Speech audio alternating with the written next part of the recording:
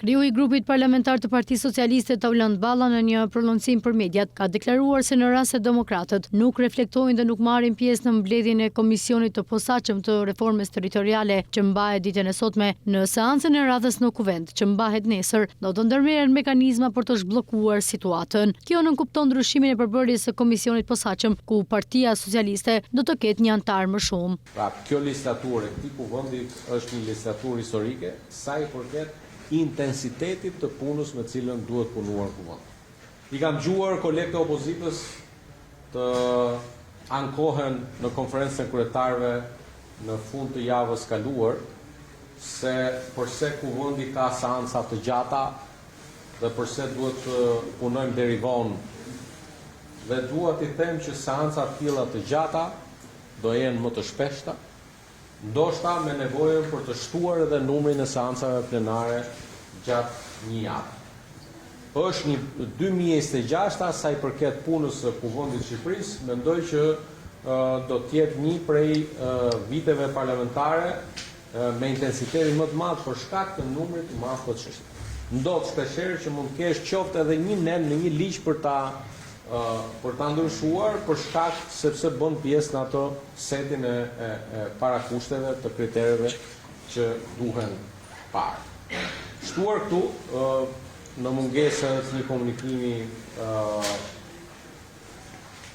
ditën e njëjtë kur kemi pas konferencën e kryetarëve, dua të rikujtoj, unë nuk bëj ultimatume, nuk jam natyra e njerëzve që bëjnë ultimatume, por kam bërë një kërkesë kolegëve deputet të grupit parlamentar të Partisë Demokratike që të reflektojnë sa i përket detyrimit që kanë për të zbatuar vendimin e Kuvendit të Shqipërisë për ngritjen e Komisionit Posaçëm të Reformës Administrative Territoriale. Pra, kemi rënë dakord, kemi ngritur një komision. Kemi rënë dakord që kemi vendosur parimin e paritetit, të barazisë dhe po ashtu të bashkëdrejtimit. E përpasoj, kur kemi thënë bashkëdrejtimin, edhe çdo shkresë që niset nga njëri prej bashkëtarëve duhet të kundërfirmoset nga bashkëtarët tjerë. Jemi në kushtet që pothuajse 3 muaj pas këtij ngritjes së këtij komisionit posaçëm të reformës administrative territoriale, një reformë e rëndësishme sa i përket qëllimit tonë për të vijuar thellimin e përmirësimit të shërbimeve publike ndaj komuniteteve, jemi në situatën që deputetët e Partisë Demokratike nuk lejohen nga leadershipi i partisë tyre që të marrin pjesë në mbledhjet e komisionit. Shpresoj që sot në mbledhjen e komisionit posaçëm të reformës administrative territoriale, jo vetëm deputetët e opozitës të jenë prezent, por të marrin dhe detyrat brenda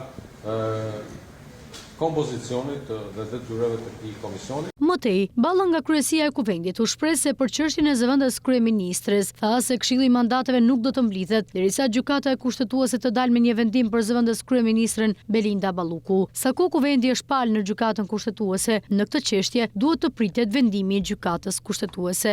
Kohë që Kuvendi i Shqipërisë është palë në gjykatën kushtetuese për këtë çështje, Kuvendi i Shqipërisë duhet presë gjykatën kushtetuese.